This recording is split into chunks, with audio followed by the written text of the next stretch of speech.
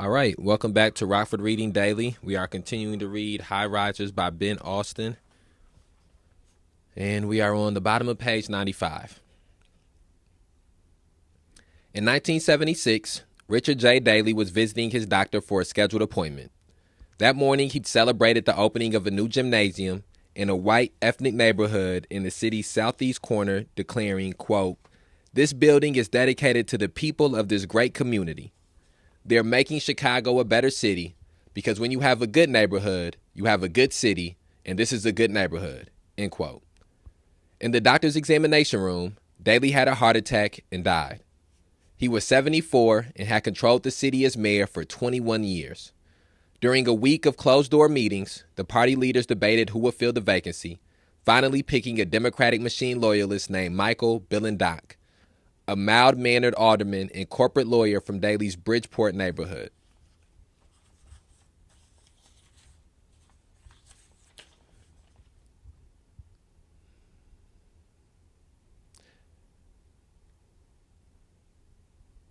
Quote, Mayor Bland, end quote, as he was sometimes called, struggled to quell labor disputes with butchers, gravediggers, and musicians with the lyric opera.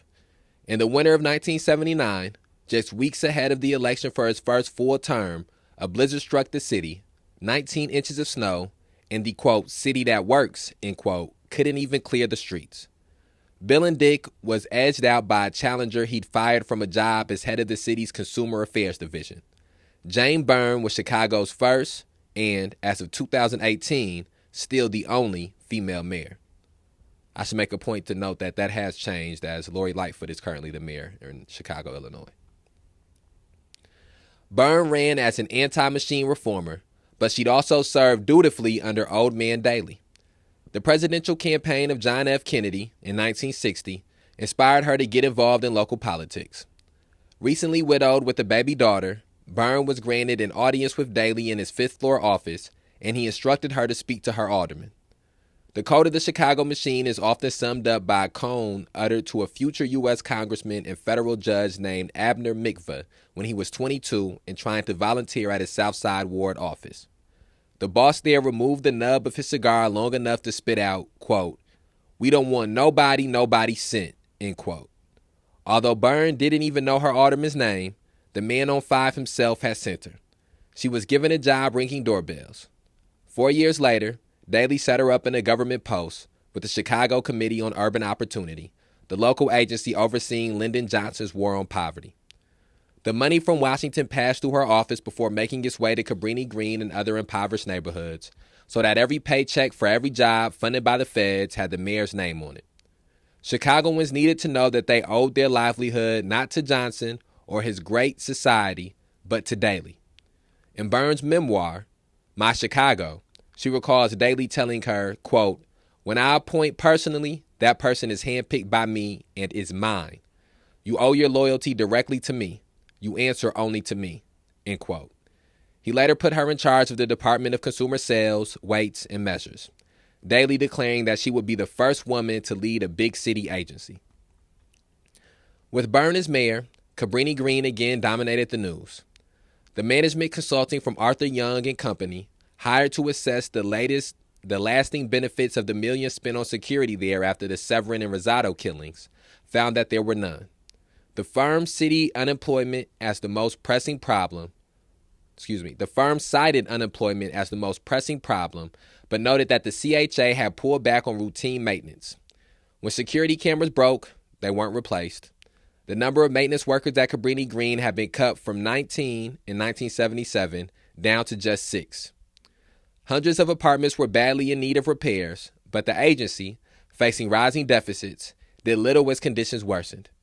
The vertical patrols started in 1971 that were supposed to send officers through every floor of each high-rise, securing the buildings from top to bottom, had evolved into do-nothing units. The officers stayed in their cars and never entered the high-rises. One officer admitted that they spent the nights mostly playing cards and watching TV, quote, "anything but serve and protect," end quote. When Byrne officials showed up at Cabrini unannounced, they discovered that almost half the patrolmen assigned to the detail hadn't bothered to come in for their shifts. And I think that's something that we should take the time to to dissect as well is the history of police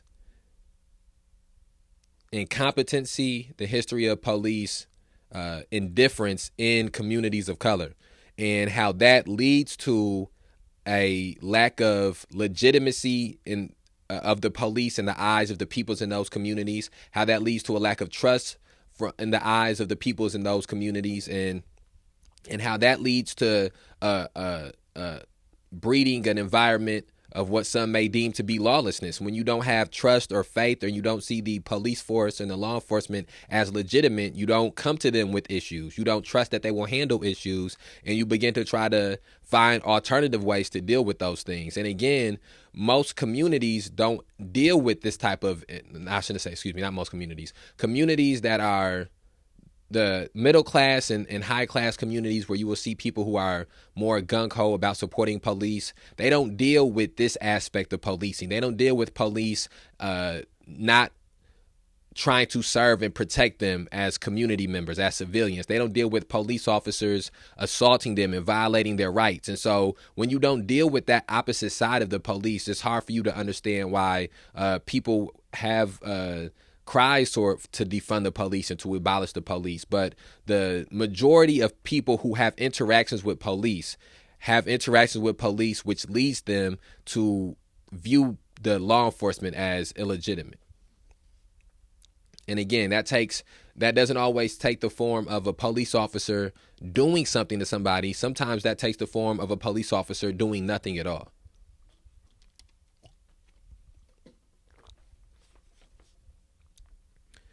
The overcrowding and growing unrest in the state prison system, as well as the attention it received from Dolores Wilson and other citizen and professional, quote, prison problem consultants, end quote, led Illinois Governor James Thompson to initiate an early release parole program. As a victory, it was a Pyrrhic one. Since Cabrini-Green and other beleaguered public housing developments in Chicago had vacancies, that's where large numbers of ex-offenders were sent. These were people who needed shelter and a fresh start, but also required extensive guidance and counseling. Parolees were supposed to be monitored and mentored. Congress had recently passed legislation giving those involuntary displaced or in, quote, substandard, end quote, living conditions greater access to public housing and making it much harder for working class families to secure a unit. The consequence of these well-intentioned policies, however, was that society's dire problems were being dumped into neglected high-rise projects. It was less a solution than the making of a crisis. By 1981, there were 77 former inmates with known gang affiliations paroled to Cabrini-Green from state prisons, another 300 from the Cook County Jail, and an impossible-to-determine number living there as squatters. Oftentimes, criminals never even kept a Cabrini apartment, instead treating Cabrini-Green as a police-sanctioned vice district, a place to do their dirt before returning to wherever else they called home. The number of parolees contributed to a crime wave at Cabrini. There were 30 homicides there from 1978 to 1981. In the first 3 months of 1981 alone, 11 people were murdered and 37 others shot.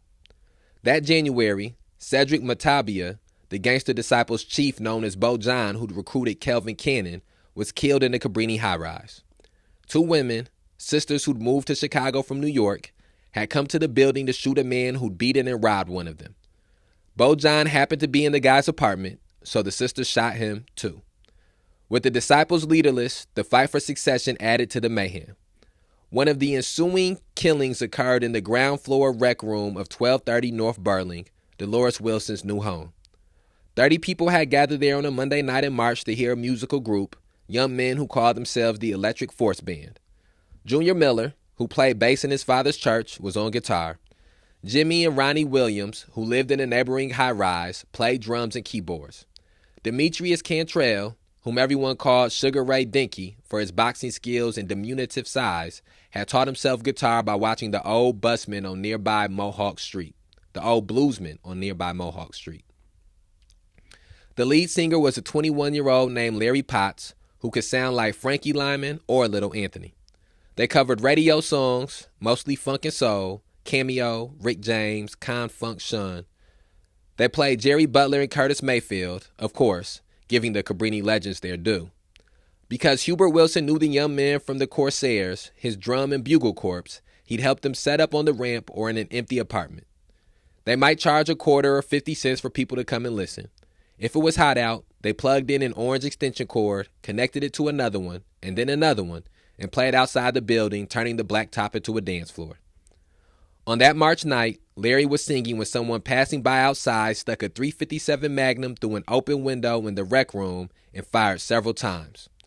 A boy in the audience pushed Hubert Wilson to the ground and lay on top of him. One bullet hit a 6-year-old in the right thigh, and another shot ricocheted off a wall and struck a 14-year-old girl in the leg. Both children would be okay. Larry Potts was shot through the back and died that night at a Northside hospital. The shooter, a 24-year-old named Jerry Lusby, a Cobra Stone from 1150 North Sedgwick, on the other side of Division Street, told police that he mistook the singer for a rival gang member. The next morning, as Mayor Byrne was getting ready for work, drinking coffee and putting on makeup, she heard on the radio the news of the singer's death. Not his name or who he was. The reporter simply broadcast that there had been another killing at Cabrini-Green. Byrne lived on the 43rd floor of a luxury high-rise less than a mile east of Cabrini. She could look out her window on the Gold Coast and see the housing project's palisade of red and white towers. When Byrne's grandfather immigrated from Count Mayo, Ireland, to Chicago in 1888, the first place he lived was in Little Hell, the Irish ghetto that was the future site of Cabrini-Green. Her grandfather's older brother, who'd made the journey 4 years earlier, warned him to stay clear of the gangs that terrorized the neighborhood. A century later, gangs there were still causing havoc. Byrne decided that as mayor, she was obligated to do something about the violence. 11 days later, she announced that she would take up residence at Cabrini-Green. Quote, "I will keep that Cabrini-Green apartment in the way that many suburbanites keep a downtown or in-town apartment," end quote, she said. Quote, "I will consider it as a place to go on some nights and not on others. I will not give up the apartment so long as I am mayor," end quote.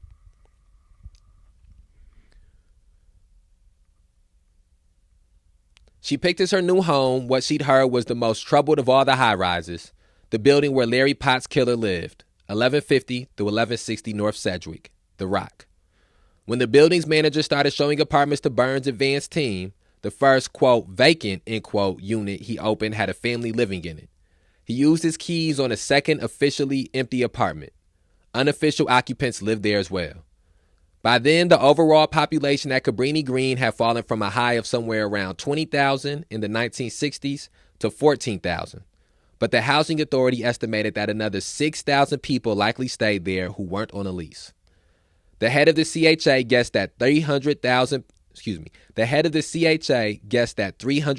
lived in the city's public housing, more than double the official count and a tenth of Chicago's total population.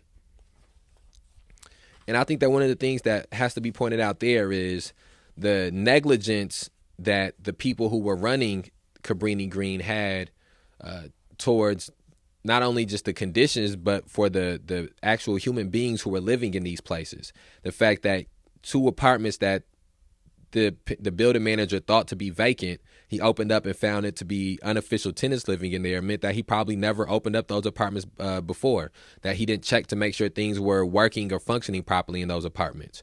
And again, we see here, this speaks about 300,000 people living in public housing, which is more than double the official count, which again goes to point out just the type of lack of care, the lack of the negligence that was being implemented in the public housing. And that lets you know why the violence could balloon to the level that it ballooned to, because the people who were supposed to be in charge and who were supposed to be being responsible and accountable for these high rises, they didn't care. That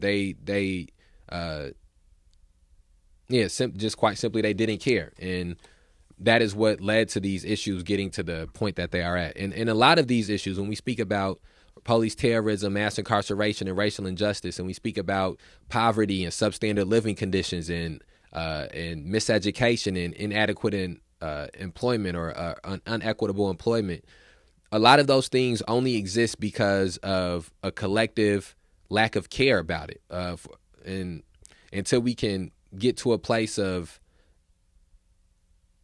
having more empathy for your fellow person and for caring more about and understanding that we're all connected, and that you can't be your best version of you until your neighbor is the best version of themselves, we'll continue to have some of these things manifest in the way that they do. A reporter who visited the high-rise before the arrival of the mayor's cleaning crew described a fresh urine pooled in one of the two elevators, the graffiti covering the walls, quote, "Disciples kills all stones," end quote, and the fear he felt in the narrow corridors and stairwells. The toilets were out of order in the lobby. The screen door on the mayor's new fourth-floor apartment was punched in and lolling off its hinges. Second graders at Cabrini-Green's Bird Elementary, a school created to relieve overcrowding at Jenner, sent letters to Byrne urging her to stay away. Quote, "A lot of black people live here, and you are a white person," end quote. Quote, "Roaches and rats might drive you crazy," end quote. Quote, "You may be shot, stabbed, or assassinated," end quote. In 1978, Byrne had married Jay McCullen, a City Hall reporter with the tippling issuance of an MC at a Dean Martin roast. When McMullen first visited The Rock, the elevator taking him up to his apartment broke down, stranding him and 11 others between floors. When freed, he walked the 4 flights, the light bulbs missing in the stairwells, trash piled up around the garbage chutes at each landing. Quote, "It ain't the Ritz," end quote, he told the reporters with him, but he wasn't too worried. Quote, "I slept in some pretty unusual places in my life," end quote. The couple moved in on March 31st, 1981, arriving in a limousine and hurried inside by a security detail of 16. The apartment next to Burns was cleared so that the 2 guards were stationed nearby at all times. Bulletproof glass panels were installed on her windows. President Reagan had been shot the day before in an attempted assassination.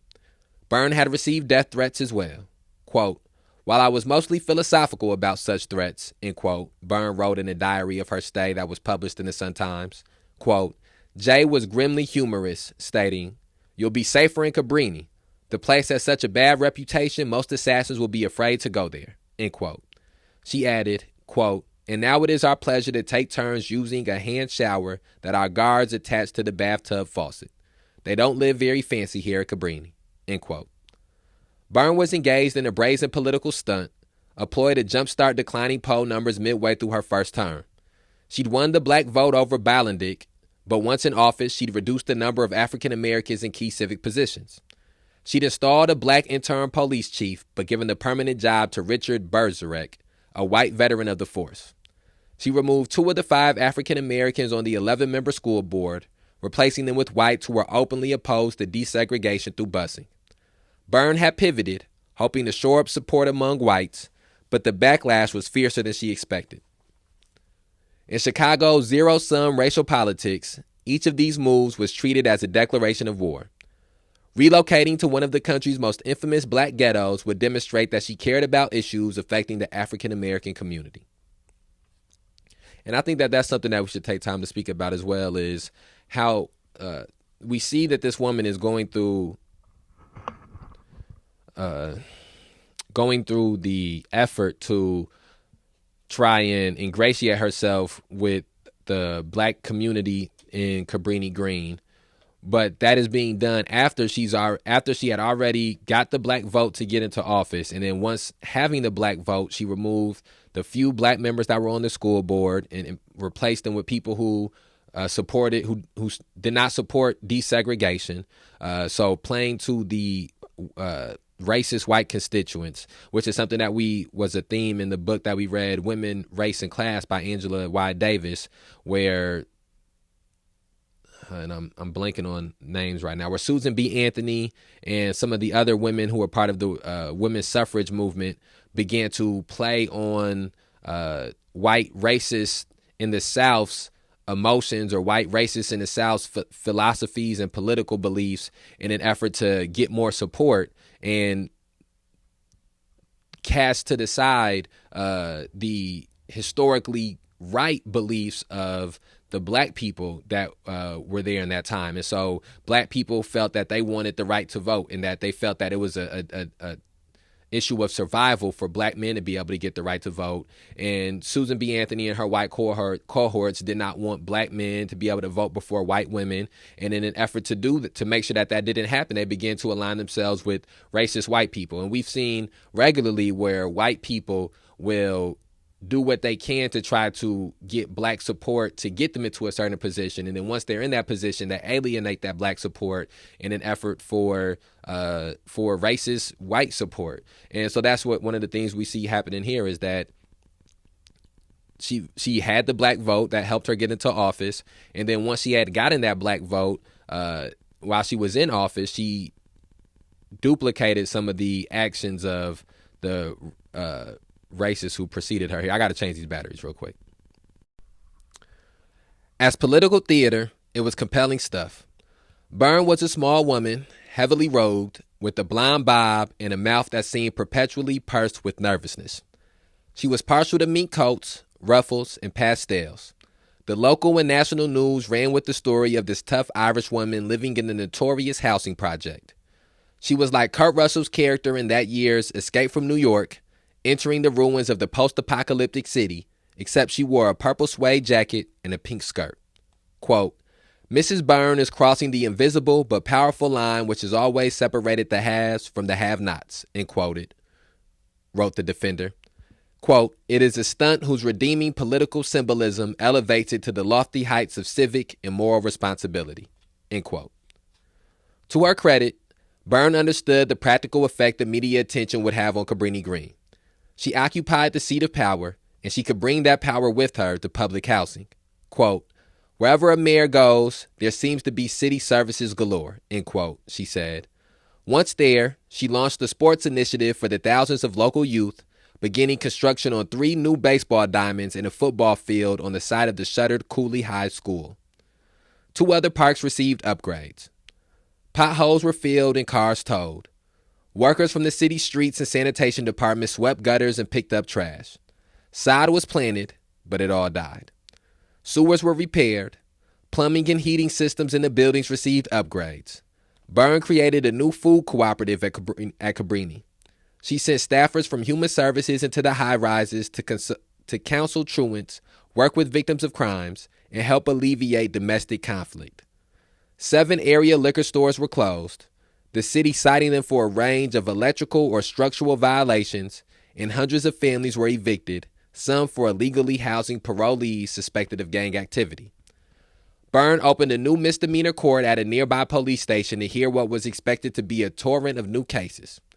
A retired Army Major General, who commanded the Green Berets, was given the position of directing all security at Cabrini. A special task force of 50 federal agents from the Bureau of Alcohol, Tobacco, and Firearms was assigned to stop the trafficking of guns there. For the 150 Chicago cops who participated in the Sunday raid of the purportedly vacant apartments at Cabrini-Green, she gave each of them white envelopes with $50 inside, money from her political fund, instructing them to treat their wives or girlfriends to a nice meal. Byrne also awarded $800 to 6 officers who solved the Cabrini murder. Police crowded the streets.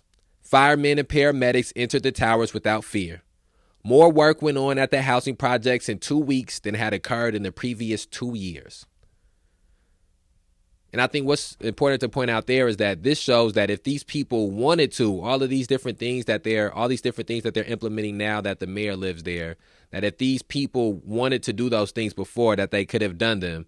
But it was a choice that they made to not do those things, that it was because they didn't feel that they cared about the people that were there, because they didn't feel that other people cared about the people that were there, the conditions that they were living in. They felt no need to go the extra mile to do some of these things. But the moment that the mayor was there, the moment that this white woman was there, the moment that it was more exposure being put into this area, you see that there was a 180-degree difference in how things were being handled.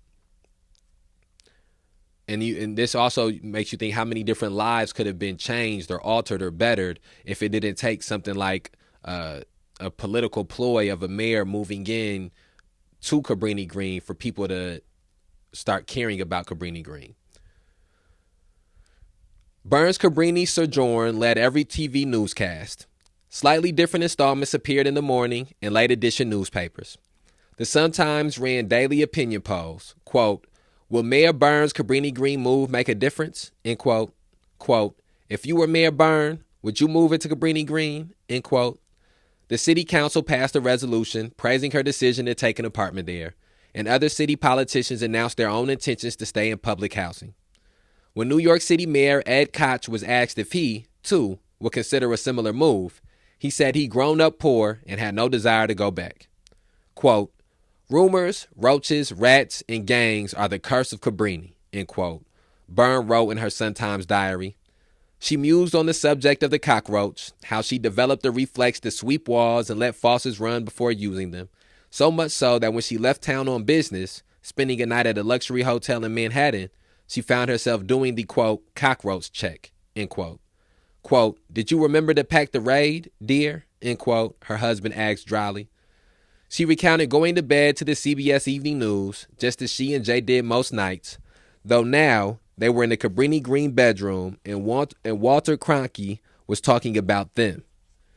In one diary entry, Byrne described standing at her apartment window as white joggers waved and blew her kisses from Division Street. Quote, it was like seeing the first robin in the spring. We hope more will come by and not be afraid, end quote. A poll found that 60% of Chicagoans would vote for her if the election were held then, with 27% saying her Cabrini stay changed their vote. 2/3 of those interviewed felt she was trying to solve problems at Cabrini-Green, and nearly 3/4 thought the move sincere. In many struggling sections of Chicago that were not Cabrini-Green, community leaders couldn't comprehend why the city was funneling its scant resources into a single 70-acre plot of land. There were dozens of other public housing developments in the city, and numerous neighborhoods in need of services and revitalization, most of them without the advantage of being a few blocks from the mayor's Gold Coast home. Many Cabrini-Green residents also resented Byrne's presence. They accused her of creating a police state. Residents reported being stopped and frisked 5 times whenever they walked from a building to the corner grocery. Hundreds were arrested, almost all for misdemeanors, with just about every case eventually dismissed. Elax Taylor, who'd operated the 911 teen club in the basement of his high-rise for decades, received an eviction notice because his 17-year-old son was found with marijuana. Even Police Superintendent Berserk admitted that his officers were treading a, quote, very, very fine line between maintaining order and becoming oppressive, end quote. And I think that's something else that bears speaking on about the conditions of living in public housing is how easily it is for them to enact evictions on people, and how those evictions are, how unjust those evictions are. And again, some of the things that I think that just aren't talked about or aren't highlighted enough about the roadblocks, the hindrances, and the impediments that working class people and poor people have to deal with is how easily they can be misplaced from their home, or how easily they can be misplaced from a job, or how easily they can be misplaced from a school, how easy it is or how often children are expelled from school, how often somebody is fired from a job or let go of a job, how often somebody is kicked out or evicted from their homes, and how those things don't help those individuals, that it just perpetuates this cycle, and that the way to help a whole of something is by giving individual help to people. And I think what we'll do is we'll stop this episode here. We're at about 30 minutes, and then we'll pick up with we'll pick up this next episode where we're leaving off here, and we should be able to get through the rest of this chapter and the end of the first part of this book in the next episode. So thank you for taking the time to listen to this Rockford Reading Daily episode. We're almost on 100 episodes. I'm thankful for everybody who's listened up to this point. If you have just the first time you're listening, please go and listen to previous episodes. If by the time you listen to this, there's more episodes out, please listen to the future episodes and share this on whatever platform you're listening to it on. And we'll be back to talk more tomorrow.